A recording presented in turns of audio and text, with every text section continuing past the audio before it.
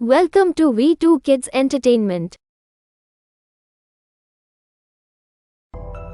தலைப்பு சின்ன அனுமனின் சாகசம். இந்தியாவின் காடுகளுக்கு நடுவே அமைந்திருந்த பண்டைய நகரமான அயோத்தியில் விளையாட்டுத்தனமான குரங்குகள் கூட்டமாக வாழ்ந்து வந்தது. அவர்களில் ஹனுமான் என்ற குறும்புத்தனமான ஆனால் தைரியமான இளம் குரங்கு இருந்தது.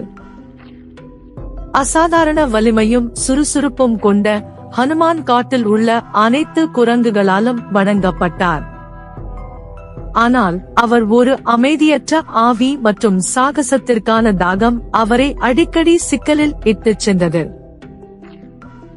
ஒரு சன்னி மதியம் தனது நண்பர்களுடன் ஆற்றங்கரையில் விளையாடிக் கொண்டிருந்த போது அருகில் உள்ள மரத்தின் கிளைகளில் மின்னும் பொருள் சிக்கியதை அனுமன் கவனித்தார்.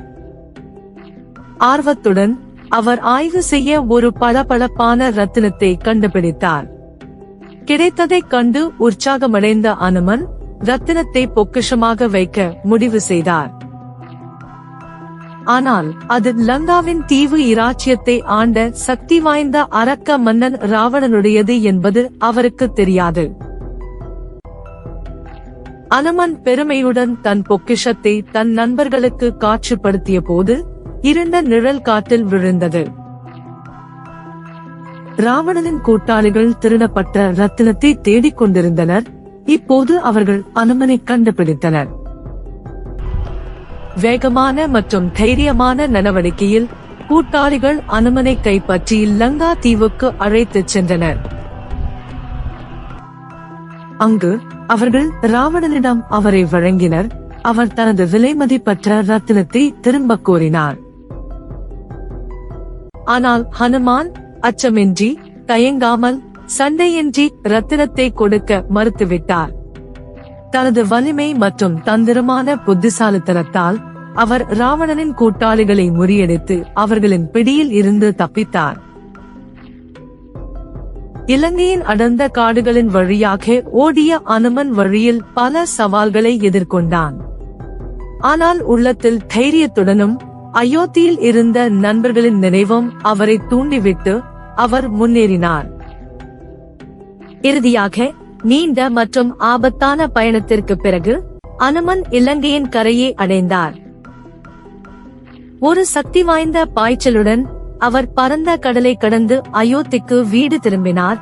அங்கு அவர் மகிழ்ச்சி மற்றும் கொண்டாட்டத்துடன் வரவேற்கப்பட்டார்.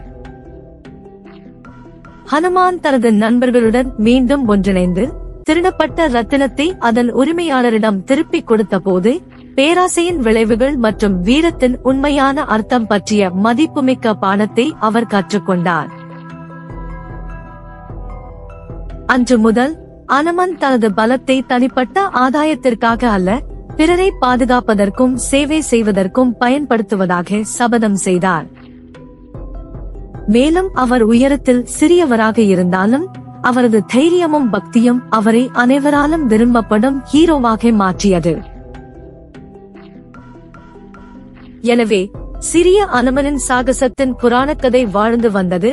இது குரங்கு மன்னனின் வீரம், நட்பு மற்றும் அசைக்க முடியாத ஆவி ஆகியவற்றின் சக்திக்கு ஒரு சான்றாகும். Please subscribe and thanks for watching. Thank you.